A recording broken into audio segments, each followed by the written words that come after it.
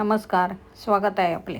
तर आज आहे माघ शुक्ल प्रतिपदा म्हणजे धर्मराज बीज. आमच्याकडे प्रतिपदेच्या दिवशी धर्मराज बीज साजरी केली जाते, काही ठिकाणी दुसऱ्या दिवशी केली जाते. तर त्यासाठी मी परातीमध्ये मीठ टाकले, पाणी टाकले आणि गव्हाचं पीठ टाकून आपण त्याचा घट्ट गोळा मळून घेणार आहोत. आता या पिठापासून आपण 4 दिवे आणि एक मोठा दिवा म्हणजे ठम बनवणार आहोत. मोठ्या दिव्याला ठम असे म्हणतात. 4 दिवे आणि मोठा दिवा असे 5 दिवे बनवावे लागतात. तर हे बघा, मी 4 दिवे बनवून घेतलेत. आता आपण ठम बनवणार आहोत. तर आपण धर्मराज बीज का साजरी करतात ते मी तुम्हाला सांगणार आहे. गोरक्षनाथांनी धर्मनाथास अनुग्रह देऊन दीक्षा दिली, तो दिवस होता माघ शुद्ध प्रतिपदा.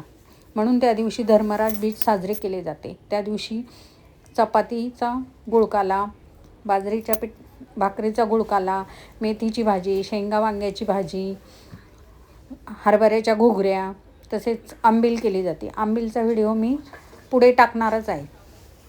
तर आता आपल्या ठम पण बनवून झाला आहे.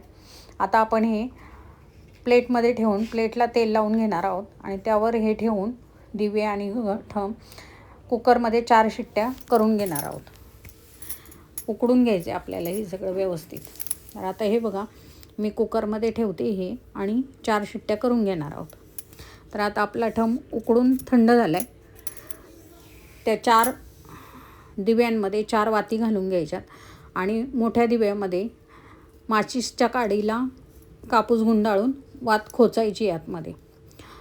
गावाला जोंधळ्याचं ताट घेतलं जातं आणि त्याच्या वात बनवली जाते. पण आता इथे जोंधळ्याचं ताट काय भेटत नाही, त्याच्यामुळे मी माचीसची काडी घेतली. तर हे बघा, आपण सगळं बनवून घेतलं. हे शेंगा वांग्याची भाजी, आंबील, चपातीचा गुळकाला, बाजरीच्या भाकरीचा गुळकाला, भात, डाळ, मेथीची भाजी सगळं बनवले. तर आता आपण हे ठम मांडून घेणार. त्यासाठी मी इथे एक पेपर अंथरला आहे, त्यावर एक लाल कपडा अंथरला आहे आणि त्यावर मी 5 चपात्या अशा करून घेतल्यात. खाली गहू ठेवलेत आणि त्यावर मी त्या 5 चपात्या ठेवल्यात. आता त्यावर आपण 4 बाजूला 4 दिवे ठेवणार आहोत आणि मध्ये मोठा दिवा म्हणजे ठम ठेवून आपण जे सगळं काही बनवलं आहे ते सगळं ठेवून घेणार आहोत. हा ठम ज्यांना वडील नाही आहेत ते पुरुष लोक हा ठम पजाळतात. त्यासाठी दुसऱ्या एका चपातीमध्ये तुपात भिजवलेली वात ठेवली जाते आणि ती वात प्रज्वलित करून नंतर मग हे बाकीचे 4 दिवे आणि ठम प्रज्वलित केला जातो. त्यावेळेला 5ची वचनं, गुरुचे शब्द हा ठम पजळ देव असं म्हणतात. तर हे बघा, आता आपण सगळं नैवेद्यावर ठेवून घेतले.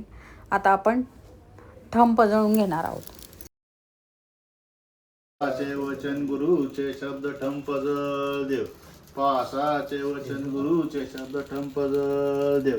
पासाचे वचन गुरुचे शब्द ठम पजळ देव. धर्मरायाची पूर्मले.